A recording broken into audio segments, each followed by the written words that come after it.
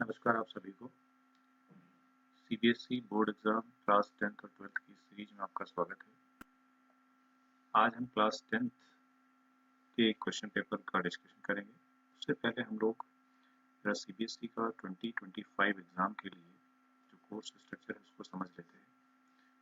Number system, जिसमें कि real numbers आपका एक चैप्टर है, that is 6 marks weightage. Algebra, इसके अंदर आपके 4 चैप्टर्स हैं, जिसमें linear equation in 2 variables, quadratic equations, polynomials and AP, arithmetic progression. एक coordinate geometry है, that is one chapter, contains 6 marks. Then come to geometry. Geometry have 2 chapters, जिसमें triangles and circle है, 2 chapters, 15 marks. Trigonometry, this is actually one chapter where we use trigonometric identities and then questions of heights and distance application. So one chapter, that is 12 marks. Mensuration has 2 chapters. One is area bounded region and other is surface area and volume. Similarly, this statistics has also 2 chapters, 11 marks weightage, and one is the statistics where we study mean, median and mode, and other is probability. So in this way, we have these 7 units and total 80 marks weightage. So ये detail आप देख सकते हैं जो CBSE की website पे भी आपको मिलेगा, और ये इस वीडियो के साथ भी हम इसको अटैच कर देंगे। तो ये चैप्टर वाइज आप देख सकते हैं which topics you have to prepare, topic wise ये आपको इसमें दिखेगा, एंड सारे चैप्टर्स को आप इसमें देख सकते हैं। Coordinate geometry 3rd unit, geometry, triangles, circles, ये है। And then if you next page, if you look eight,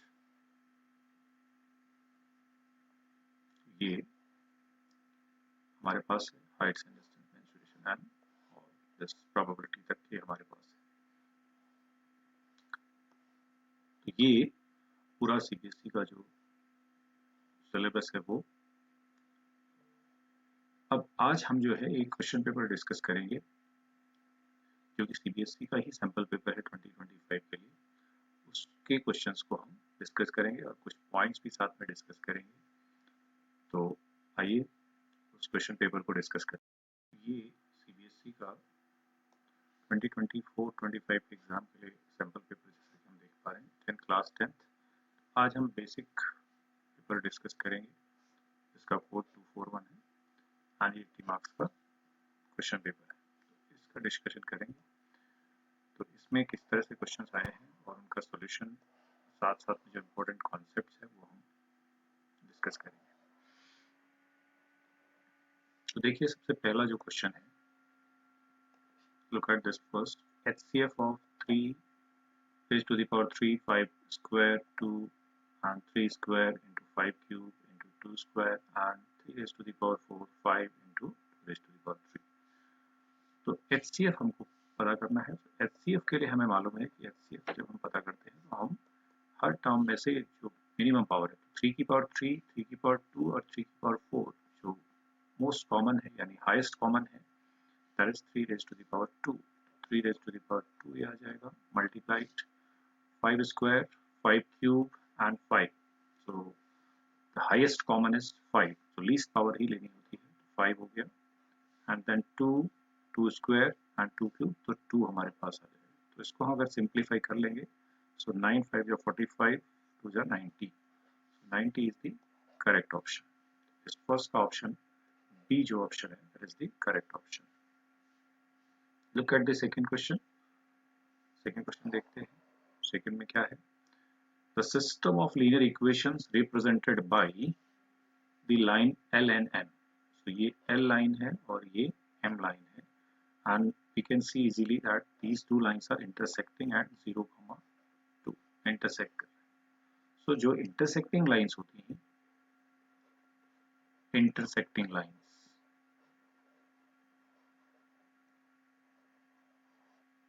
intersecting जो lines होती हैं वो कंसिस्टेंट होती हैं, unique solution,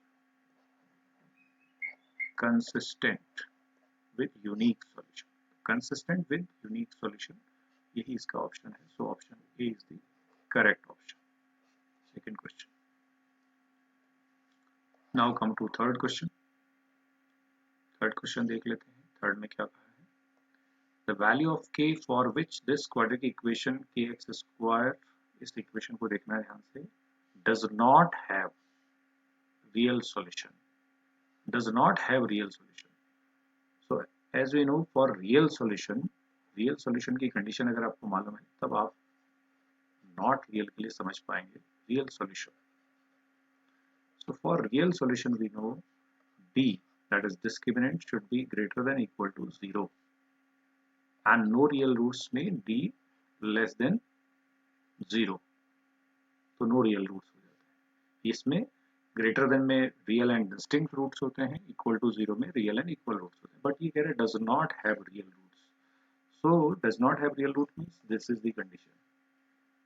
D means that is b square minus 4ac. So what is b square? b is minus 5. यहाँ दिख रहा है हमको. So minus 5 का square minus 4a. A is k and c is 1. 4k into 1, that is 4k, is less than 0. It means, what does it mean? 25, 5 minus 5 का square हो गया, minus 4k is less than 0. What does it mean? 25 is less than 4k. ठीक है, इसको हमने यहाँ shift कर दिया. नाउ नेक्स्ट आगे बढ़ते हैं थोड़ा सा.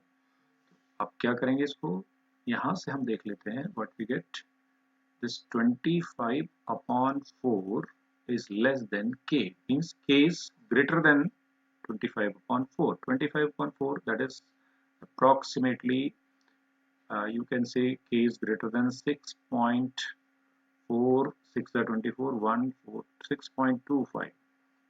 So 6.25 से बड़ी वैल्यू कौन सी है? ये है नहीं. ये 4, 6 are 24, 25 by 4 ही है. 6.25 है. ग्रेटर चाहिए हमको इससे, ये भी नहीं है. This is very small value. So this is the value which is greater than 6.25. So D option is the correct option. So this question has D option is the correct option. So this is your third question. So now we come to next fourth question. So 3 questions हम कर दिए हैं. So fourth question देख लेते हैं क्या है. So look at the fourth question. ये हमारे पास फोर्थ क्वेश्चन है. तो देखिए फोर्थ क्वेश्चन क्या कह रहा है. Fourth question, distance between A B and minus A minus B, इनके बीच की डिस्टेंस हमसे पूछ रहे हैं. तो अगर डिस्टेंस पूछ रहे हैं तो देखिए कैसे करेंगे. ये इसका ऑप्शन नहीं है. अभी हम डिस्टेंस की बात करते हैं. तो we see the distance. Distance find out करने के लिए डिस्टेंस फॉर्मूला हम लोग यूज करेंगे. डिस्टेंस फॉर्मूला क्या है? Coordinate geometry, that is square root x2 minus x1 whole square plus y2 minus y1 whole square. This is distance formula. So यहाँ पे आपके पास पॉइंट जो है x1 y1 is this point, x2 y2 is this point.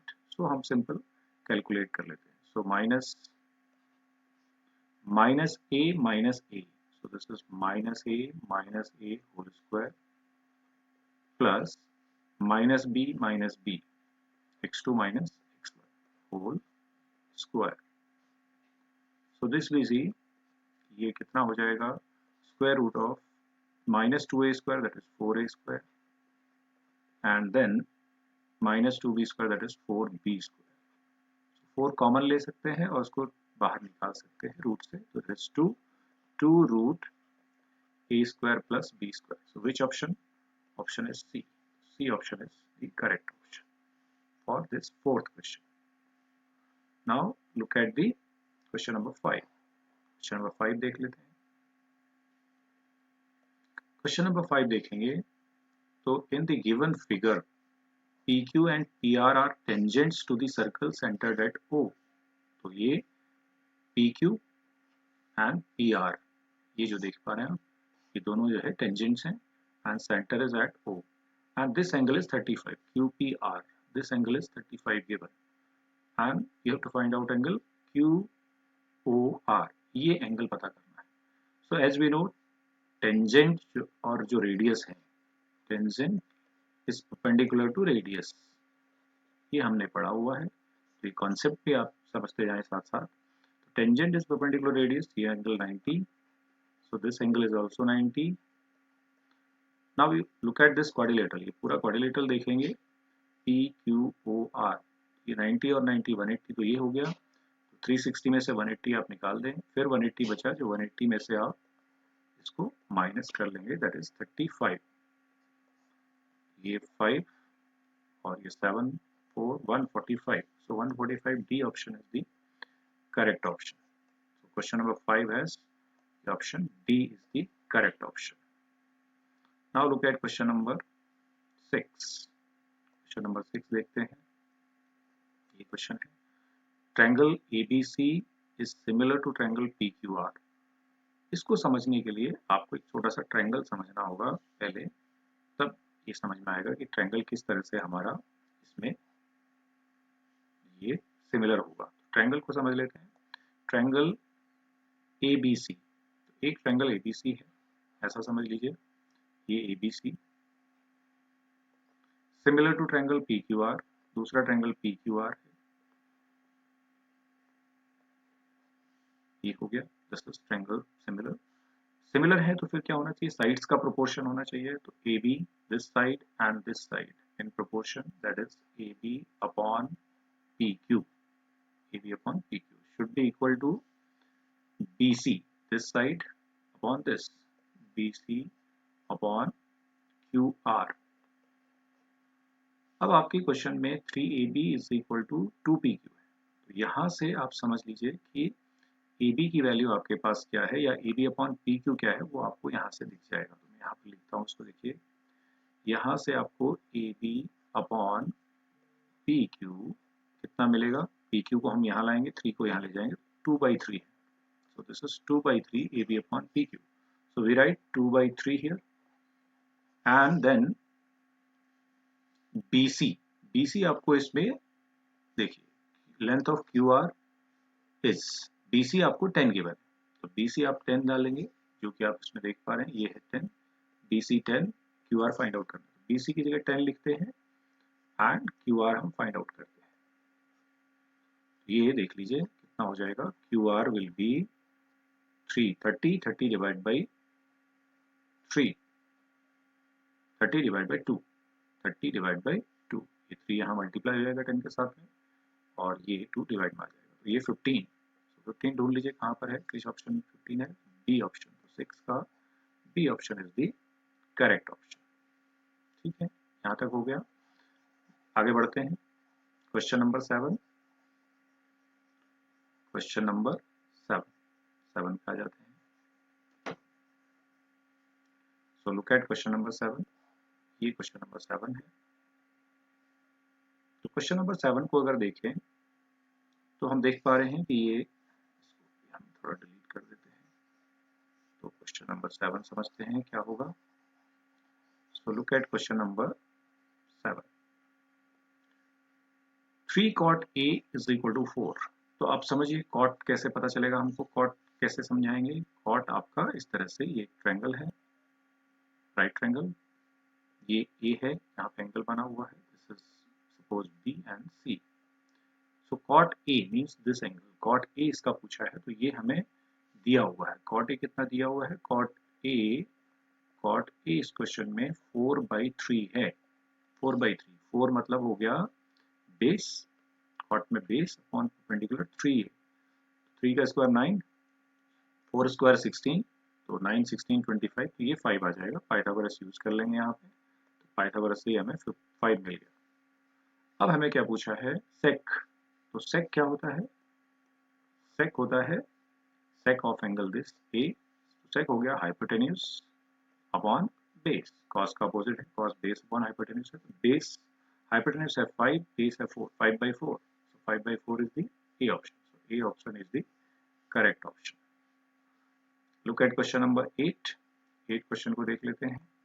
8 में क्या पूछा है, क्वेश्चन नंबर 8। ये हम थोड़ा सा यहाँ पे अरेंज कर लेते हैं, पहले हमने सॉल्व कर दिया है, डिस्कस कर दिया है, ये है। Okay, question number 8।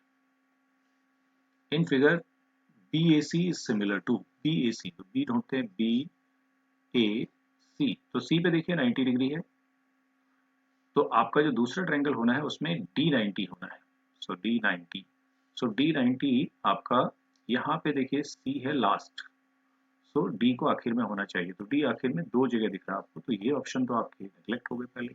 अब इन दोनों में से कौन सा है ये डिसाइड करते हैं, तो आप देख पा रहे हैं एंगल A जो है वो कॉमन है, तो बीच में आपका A है, तो बीच में A है, A कॉमन है, तो ये इसी में है क्योंकि इसमें E है, तो ये वाला B ऑप्शन इसका करेक्ट ऑप्शन हो गया।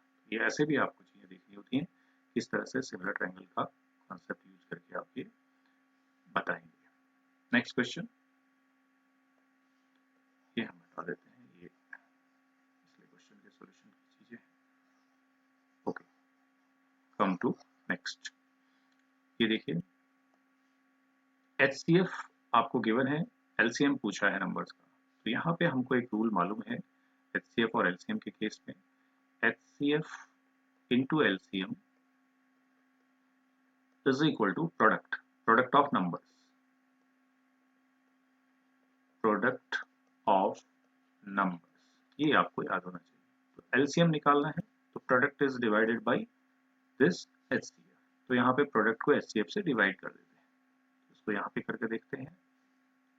प्रोडक्ट है 420 multiplied by 189 and divided by HCF is 21 से डिवाइड करते हैं, 21 की टेबल पे शायद ये आना चाहिए नंबर, 21 9 जा 9 जा डिवाइड हो रहा है, और 9 से हम 420 को मल्टीप्लाई करते हैं, देखते हैं 9 0 0 एंड 9 2 18, 9 0 0, 9 2 18, 9 4 36 और 37, ये ऑप्शन मिल रहा है, ये नहीं मिल रहा है, this is the option correct option C.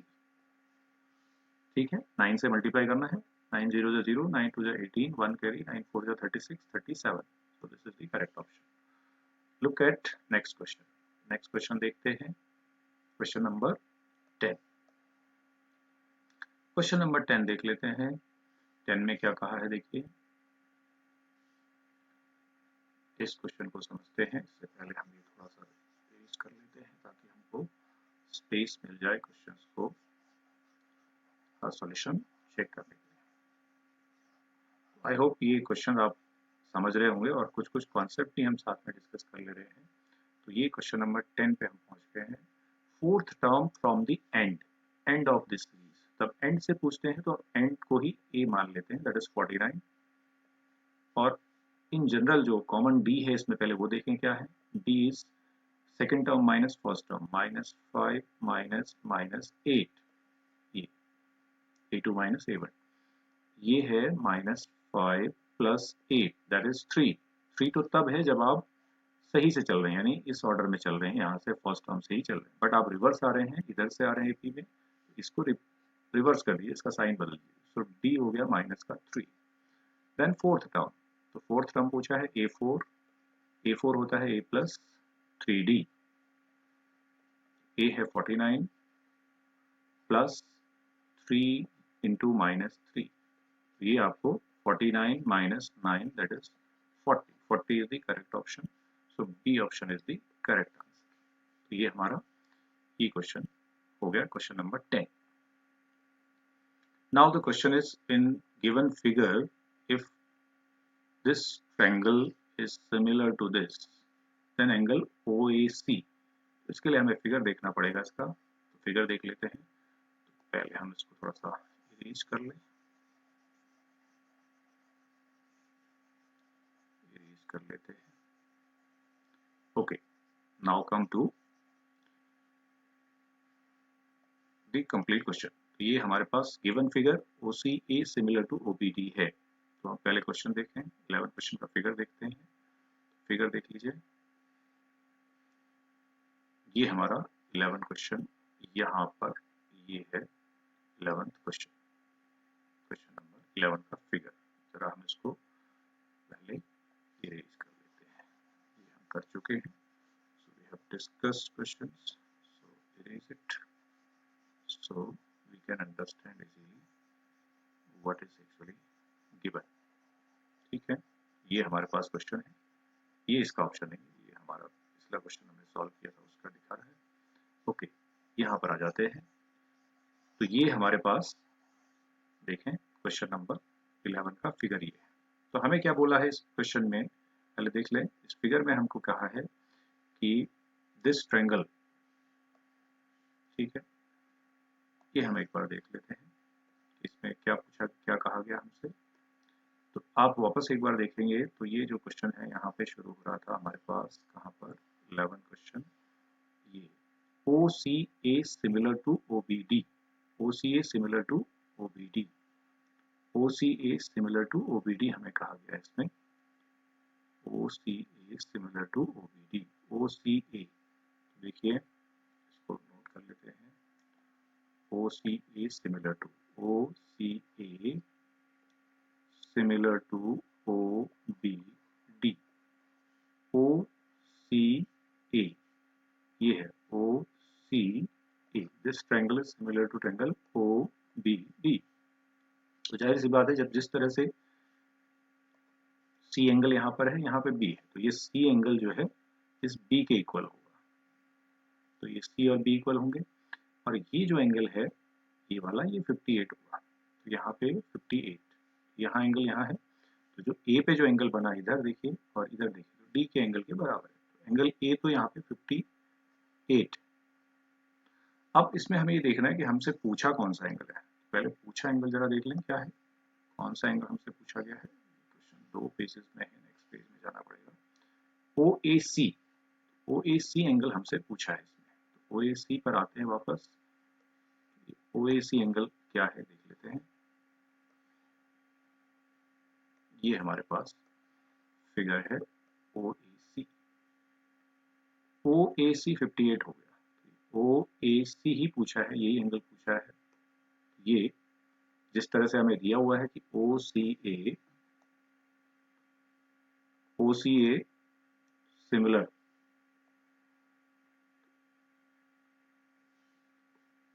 OCA ये ट्रायंगल गिवन है, सिमिलर टू OBD के सिमिलर है। एंगल OAC कितना होगा, ये तो 58 दिख रहा है, तो 58 ही है। अगर OAC ही पूछा है तो वो 58 है, दैट इज ए ऑप्शन। ठीक है, ये हमने देख लिया। इसमें हम एक बार और भी देख लेते हैं, वो एंगल यही पूछा है हमसे, लेट मी चेक अगेन, क्योंकि ये बहुत सिंपल सही था, फिर इस एंगल को देने की कोई खास ऐसी वजह थी नहीं। OCA OBD है एंड देन OAC पूछा है, OCA OBD and then OAC पूछा है, OAC ही पूछा है इसमें, इस क्वेश्चन नंबर 11 में OAC ही पूछा है, OBD और OC, ठीक है, OCA एंड OBD सिमिलर, तो ये आपका ये ऑप्शन करेक्ट ऑप्शन हो गया। Now come to question number 12 पे आ जाते हैं, इसको रब कर लेते हैं थोड़ा सा, ये पिछले क्वेश्चन का सॉल्यूशन है। Okay, come to next question number, ये है 12।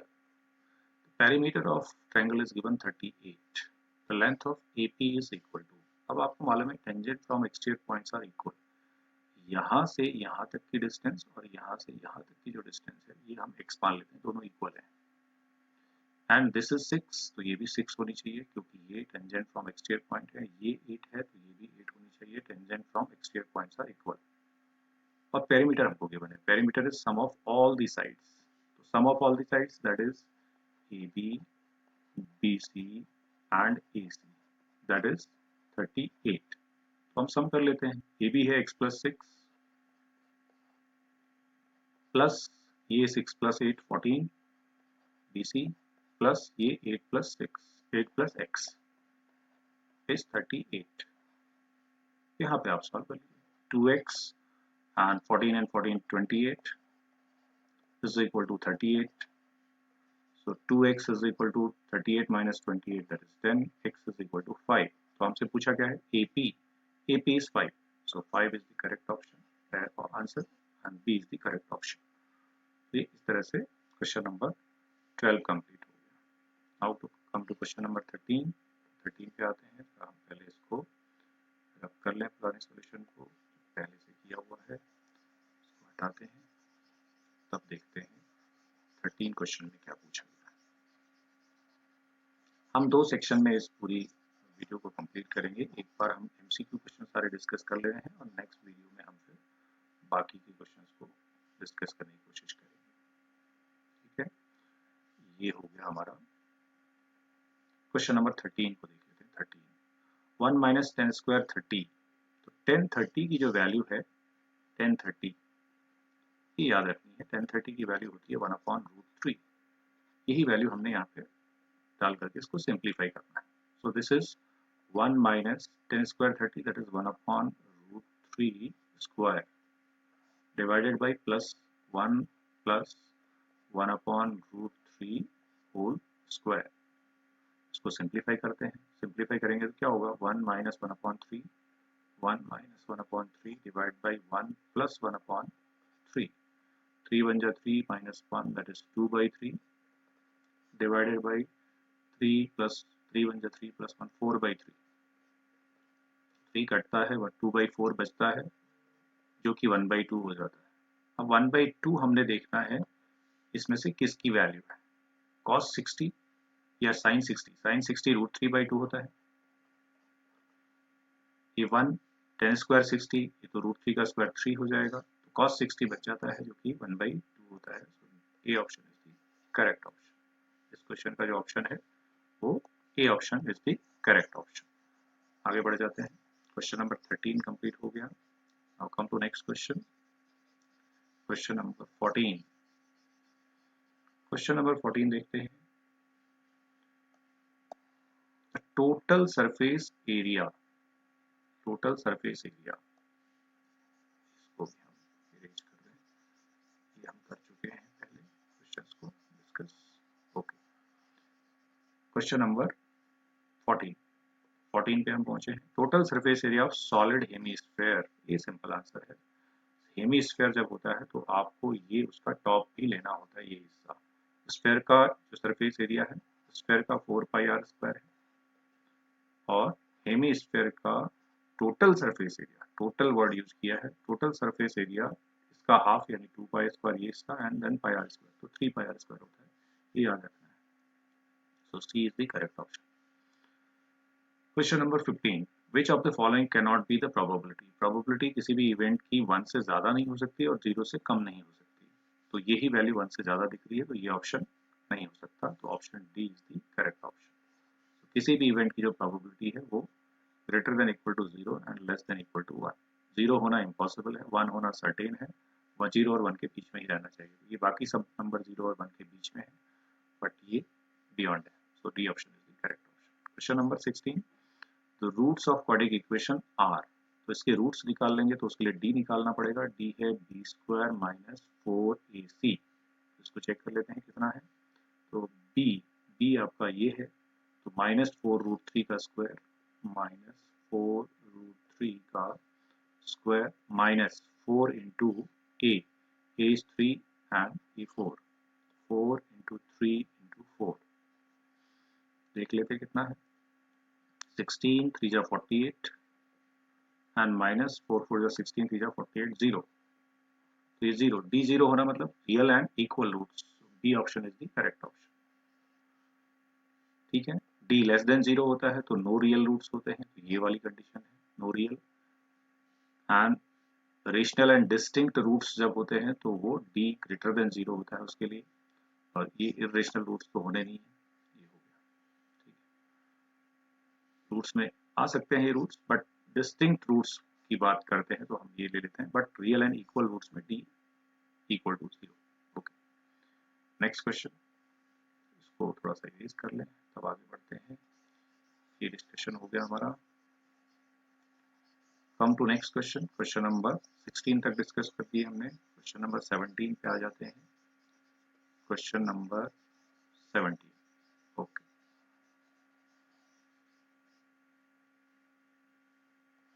क्वेश्चन नंबर 16 हो गया, 17 पे पहुंच जाते हैं। this one. The following distribution shows marks distribution of 80 students. ये है below 10. Below 10 हम कहते हैं 0 to 10. Below 20 ये एक्चुअली 0 से 20 है, तो हम यहाँ 10 to 20 ले लेंगे, तो 10 to 20 करते हैं तो 12 में से इसको माइनस कर देते हैं, तो यहाँ तो 2 ही रहता है, तो यहाँ पे फ्रीक्वेंसी ये एक्चुअली CF है, कम्युलेटिव फ्रीक्वेंसी, तो F लिखेंगे तो 2 या फिर 10. फिर 20 to 30, 20 to 30 करना है, तो बिलो 30 सारे ये नंबर्स हो गए, तो बिलो 30 28 है, 28 में से आप 12 को माइनस कर देंगे, ये 16. देन 30 to 40, 30 to 40 जब देखेंगे तो 30 to 40 का मतलब है 56 माइनस 28, ये 28 बच गया. फिर 40 to 50, तो ये 76 माइनस 56, ये 20 है. एंड देन 50 to 60, ये 80 माइनस 76 4 है.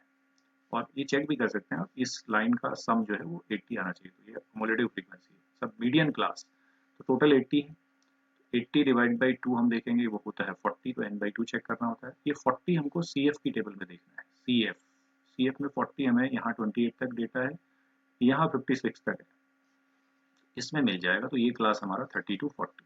सो 30 to 40 is the correct option, that is C option इसका करेक्ट है. Then come to question number 18. 18 क्वेश्चन देख लेते हैं. 18 में क्या पूछा हमसे, तो ये है the quadratic polynomial whose zeros are 2/5 and -1/5. ये जीरोस गिवन है, एक बीटा है और एक अल्फा है. तो क्वाड्रेटिक पॉलिनोमियल जब हम लिखते हैं तो लिखते हैं x² minus sum of zeros into x plus product of zeros. यहीं पर वैल्यू डालनी है और कुछ करना नहीं है, जीरोस गिवन है. एक बार इनका सम कर लेते हैं, तो अल्फा प्लस बीटा अगर आप सम करेंगे 2/5 प्लस -1/5 तो 1/5 ही बचेगा, और अगर प्रोडक्ट करेंगे तो आपके पास बचेगा 2 1 जा 2/25 माइनस 2/25. यही हमको यहाँ डालना है. तो x² माइनस 1/5x माइनस 2/25. तो 25 हम एलसीएम ले लेते हैं इसमें. 25 एलसीएम लेने से क्या हो जाएगा, ये 25x² हो जाएगा. 25x², 5 5 जो तो -5x एंड -2. तो ये देख लेते हैं किसमें है, 25x² -5x -2. डी ऑप्शन हमारा करेक्ट ऑप्शन है. सो 18 एमसीक्यूज हमने डिस्कस कर दिए हैं. अब हम इसके बाद जो है डिस्कस करेंगे क्वेश्चन नंबर 19 और 20. क्वेश्चन नंबर 19 20 हम लोग डिस्कस कर लेते हैं. ये हमारा फिर 20 एमसीक्यूज वाला जो पोर्शन है वो कंप्लीट हो जाएगा. आइए जरा क्वेश्चन नंबर देखते हैं 19 एंड 20. ये है हमारे 19-20 क्वेश्चन. थोड़ा सा हम यहाँ पे इसको इरेज कर लें, पहले जो पहले का काम है इसको हटा देते हैं. ओके, ये हमारा question number 19 and 20. Question number 19 and 20 तो दोनों ही एसर्शन रीजनिंग के क्वेश्चन होते हैं. ये देख लेते हैं क्या है यहाँ पे क्वेश्चन क्या कह रहे हैं.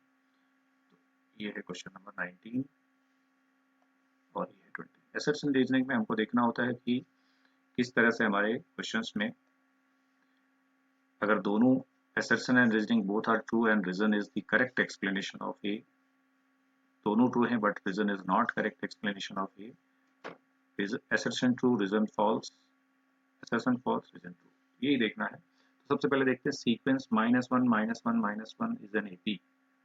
तो ठीक है, जो हमारा D है वो 0 है, तो ये AP तो है, ये तो ठीक है, ये तो सही है, ट्रू है. फिर हम देखते हैं in an AP an minus an-1, यानी an का मतलब नेक्स्ट टर्म है और उससे पहले वाली जो टर्म है n से कम है. मतलब अगर यहाँ पे सोच लीजिए कि ये सेकंड टर्म है तो ये 2 - 1 फर्स्ट टर्म है, तो second term minus first term. या ये अगर 3 है तो ये 3 - 1 2 है, तो third term minus second term is constant where n is greater than equal to 2.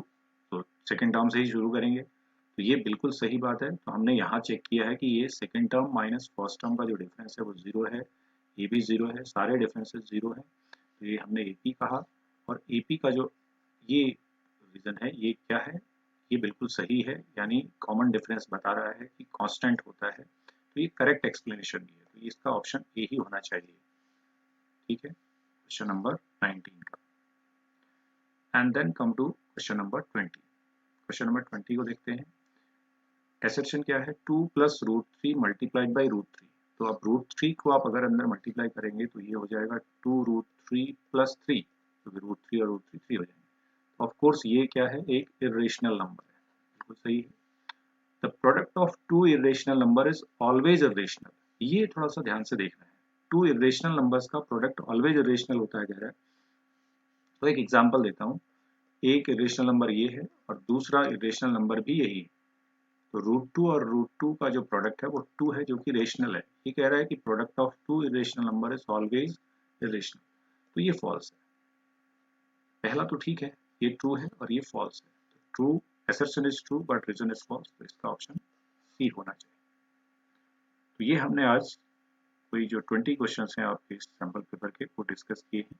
Next video में हम सेक्शन बी और सेक्शन सी कवर करने की कोशिश करेंगे, और फिर आखिरी उसमें वीडियो में, थर्ड वीडियो में हम सेक्शन डी और केस स्टडीज को कवर करेंगे।